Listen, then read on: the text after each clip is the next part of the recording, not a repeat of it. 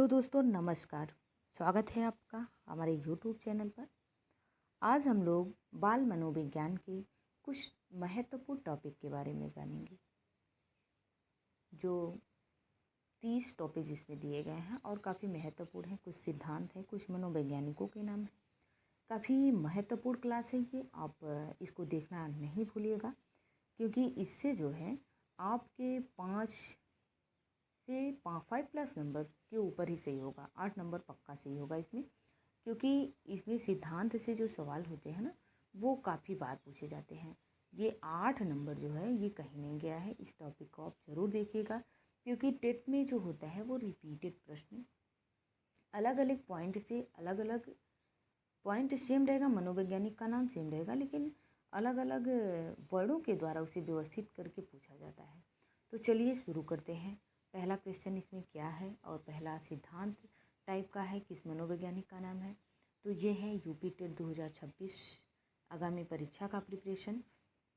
जिसको भी UP TET की तैयारी करना है, आप हमारे क्लास से ज़रूर जुड़िएगा और काफ़ी अच्छी क्लास है। चलिए शुरू करते हैं। पहला इसमें दिया है, प्रश्न नहीं है, टॉपिक है। तो नैतिक विकास का सिद्धांत जो है वो किसने दिया है? नैतिक विकास का सिद्धांत की खोज किसने किया है? तो वो लॉरेंस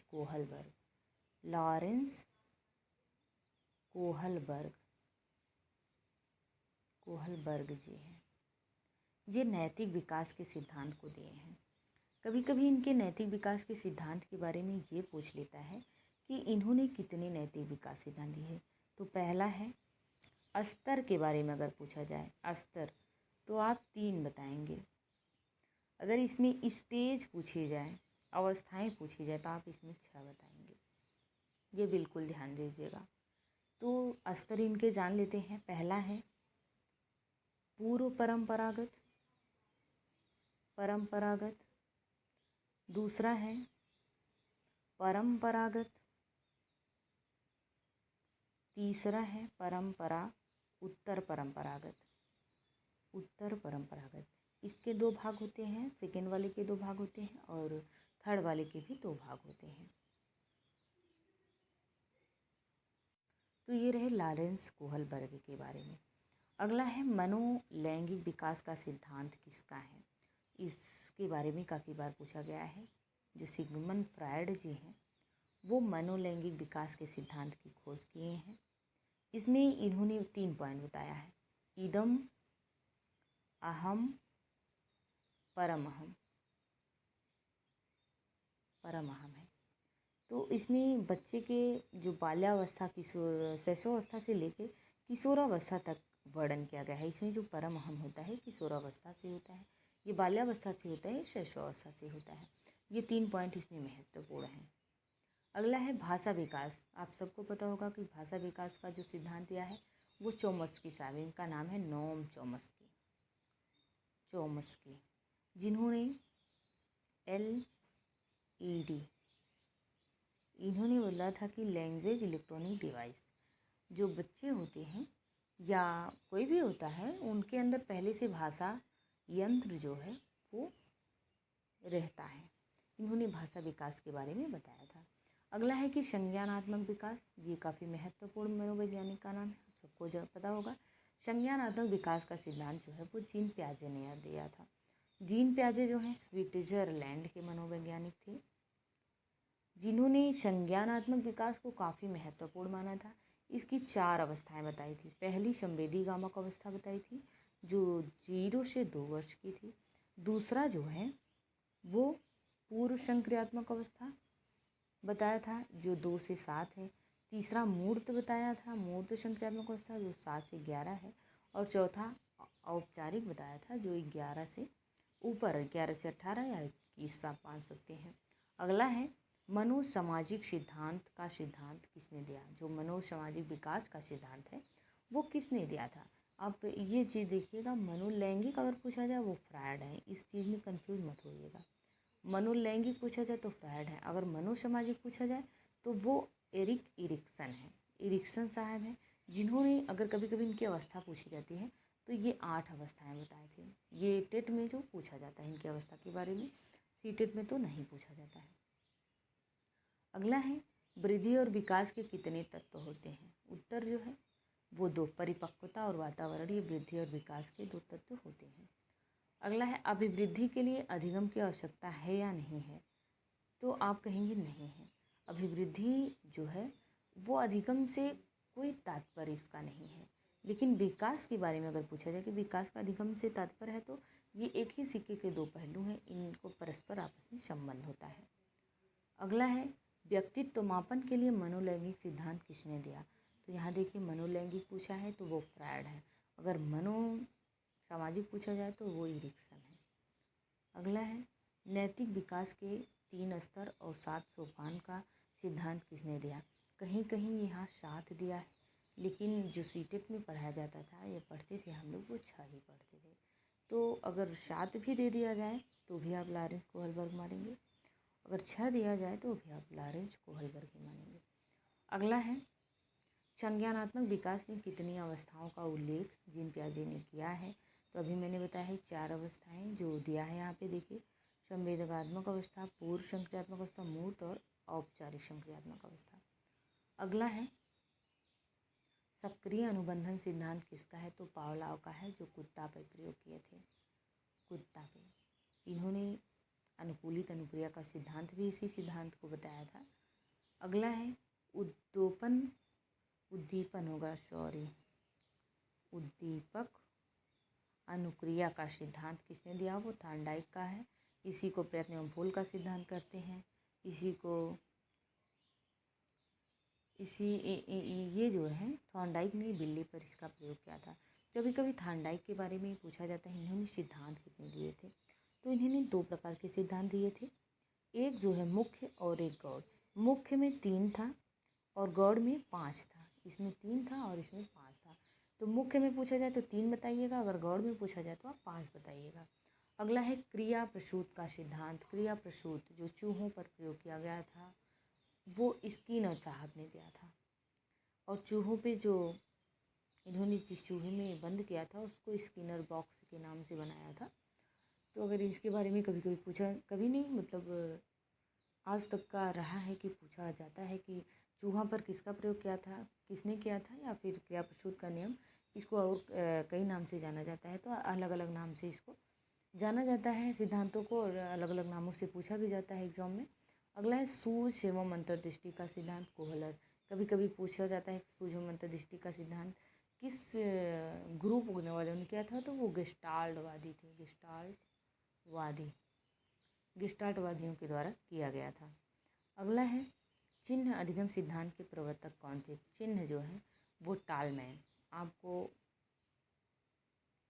ये क्वेश्चन जरूर देखने को मिलेगा सीटेट में, टालमैन से। जो हम सीटेट वाले में नहीं पढ़े हैं वो टेट में पढ़ना पड़ेगा हमको। बहुत से ऐसे मनोवैज्ञानिक हैं, ऐसे सिद्धांत हैं जो हमने टेट में पढ़ना पड़ेगा और सीटेट में नहीं पढ़े थे।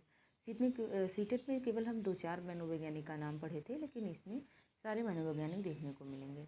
अगला है कि पावलोव अपने सिद्धांत का प्रयोग किस पर किया था, वो कुत्ता पे किए थे।